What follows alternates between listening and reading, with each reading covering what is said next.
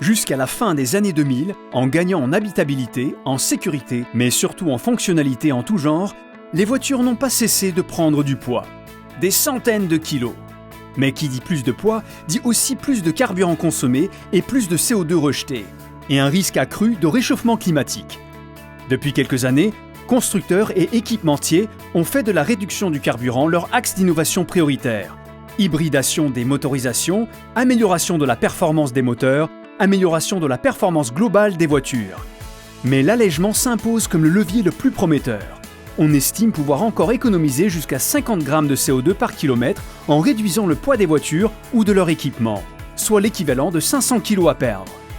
L'allègement est un enjeu stratégique pour Forcia. Le contenu aujourd'hui de Forcia est d'environ 300 kg et sur ces 300 kg, nous comptons gagner environ 100 kg. Nous avons travaillé les concepts, les architectures, les matériaux et les technologies. Nous travaillons bien sûr avec d'autres acteurs, des académiques, des industriels pour continuer à progresser sur toutes ces technologies.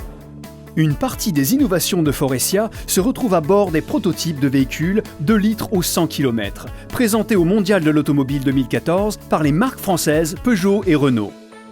Pourquoi 2 litres au 100 ? L'enjeu, c'est tout simplement de respecter la réglementation qui sera de 95 grammes café en 2020 sur l'ensemble de la flotte.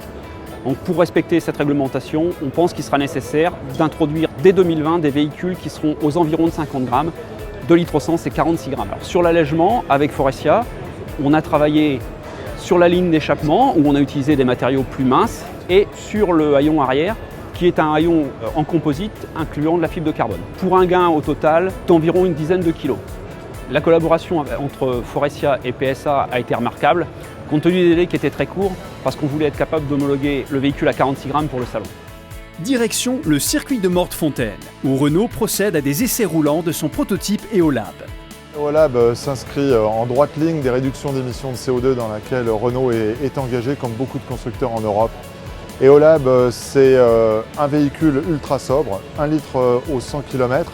Ça, on l'a fait par 3 piliers techniques que sont l'allègement, 400 kg par rapport à une voiture actuelle, une amélioration de ses prestations aérodynamiques et une motorisation innovante. Forcia a répondu présent à l'appel de Renault avec 3 très belles co-innovations, 3 périmètres techniques.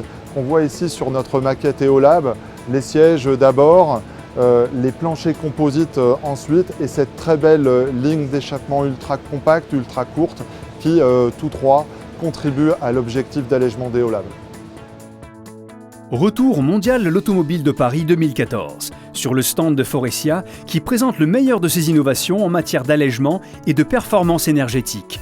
Avec en vedette le démonstrateur Less is More, condensé des technologies proposées dans le cadre du projet de véhicule 2 litres au 100.